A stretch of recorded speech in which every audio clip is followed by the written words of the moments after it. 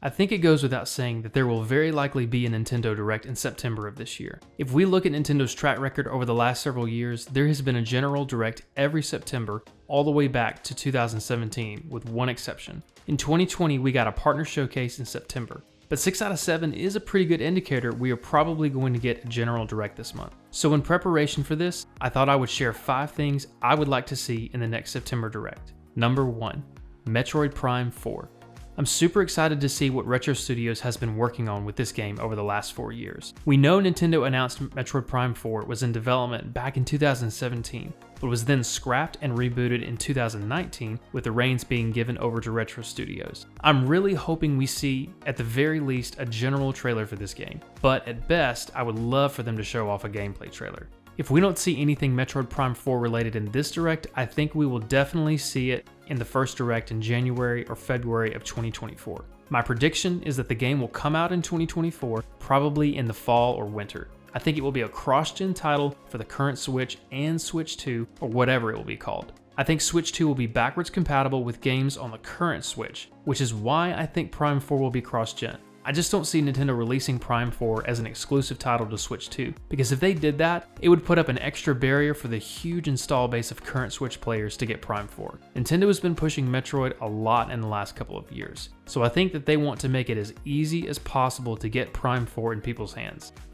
Number 2, Twilight Princess / Wind Waker HD. This is one of the things I am most excited for and hoping to see in the Direct. The first Zelda game I played was Twilight Princess, and it quickly became one of my favorite games of all time and got me hooked on the Zelda series. I would love for it to finally come to the Switch where I can play it anywhere on the go. For Wind Waker, I've only recently begun to play through the series on GameCube. I never got a copy back in the day as a kid, even though I had a GameCube, and I never had a Wii U, so I've never played the HD version of it. I'm really enjoying playing through it right now, and I would like to see an even more visually upgraded version of it coming to the Switch. Now, it is important to mention at this point that we don't know for sure if Nintendo is even going to release either of these two games on the Switch or Switch 2. We have heard rumors for years that these games, on the one hand, might be coming to the Switch, and on the other, might not be. There's been a lot of back and forth, so we just don't know. Also, Zelda has been in the limelight a lot lately with Tears of the Kingdom, so would Nintendo want to saturate the market even more with 2 additional Zelda game ports? Bearing all this in mind, I actually think between now and September of next year is the perfect time to bring these games to Switch. As Nintendo begins to wind down production on games for the current Switch and ramp up development for games on Switch 2, this would be a great time to port these games over in this interlude. Also, if Nintendo was working on Tears of the Kingdom DLC, this would help us bide our time until that DLC comes out. So while we really don't have any good, concrete evidence these games are coming to Switch, I still think it is likely, considering most of the Zelda games have already been brought to the Switch, either through ports or through Nintendo Switch Online. Number 3, Super Smash Bros. Ultimate DLC. I know I'm going out on a limb here, but I would like to see more DLC added to Super Smash Bros. Ultimate. I know the official last piece of DLC for Ultimate was the release of Sora in October of 2021, but I kind of wish it could get the Mario Kart 8 Deluxe Booster Course treatment. Just when we thought, okay, it's time for Mario Kart 9 already, they have got to bring it out.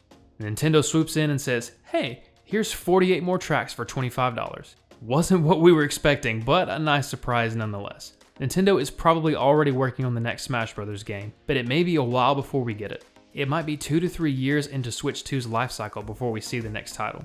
Plus, there's a couple more questions that have been rolling around in my mind. Smash Ultimate had so much content, but where do they go from here? Do they just build upon Ultimate's existing foundation by adding more characters and stages, create a new campaign and call it a day? Or do they change it up and remove some characters to make room for a lot more new ones who have never been in a Smash game?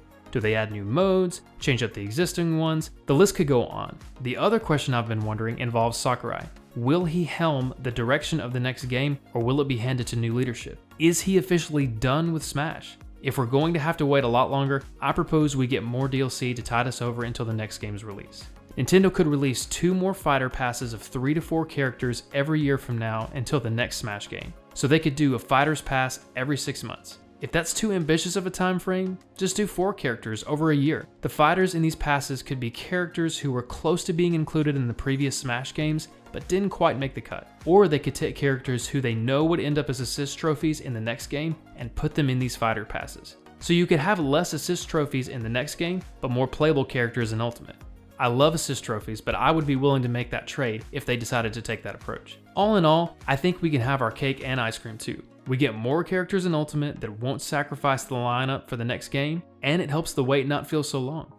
Number 4. Another thing I would like to see is a new Donkey Kong game. We have a port from the Wii U version of Donkey Kong Country, Tropical Freeze, which by the way I am playing through currently for the first time and really enjoying it, and the 3 Donkey Kong Country games on Nintendo Switch Online. However, we have no new Donkey Kong game at all for the Switch. There have been rumors that there is one in development and that it may even be 3D open world. To be honest, I'm still trying to wrap my mind around how a 3D open world Donkey Kong game could work. But I would certainly be interested to check it out and see what it could become. If I had to take a guess, I would say this new, rumored Donkey Kong game will remain a 2D side-scroller. I think that will be the safest play. But if they decide to go 3D open world with it, it would be a welcome surprise. Again, I think this is a perfect time to release this game within the next year in this transition between Switch and Switch 2.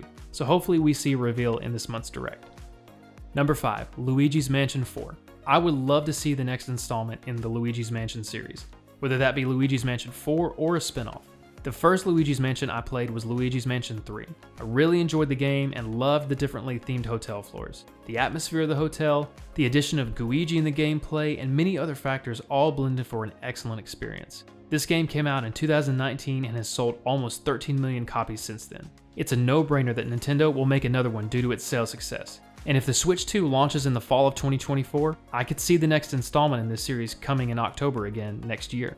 I will admit, even though I want the next installment in this series, it may be a little too early to see the next one. Yet, Luigi's Mansion 3 will be 5 years old by October of next year, and Nintendo generally likes to have one game from each of its main franchises per console generation.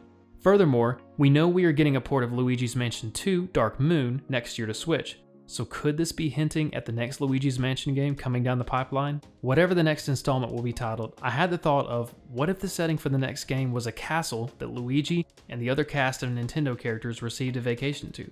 In Luigi's Mansion 3, there is a castle-themed floor, but what I'm thinking of here is something on a larger scale, with multiple floors, dungeons, and maybe even the countryside to explore. Another idea I had for the setting is an abandoned amusement park. There's a lot of options Nintendo could go with. I don't expect this next Direct to be a knockout where we get major game announcements left and right.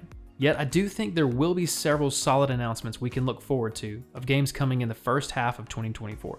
Maybe we'll even get a couple of surprises of games coming by the end of this year. My hope is that we will see at least 2 or 3 things that I've mentioned today. But I want to hear what you think. What do you want to see in the next Direct? What do you predict we'll see? Let me know in the comments section below. Thank you guys so much for joining me in this video. If you enjoyed the content, leave a like and subscribe. I would greatly appreciate it and it helps the channel out a lot. I'll catch you in the next one.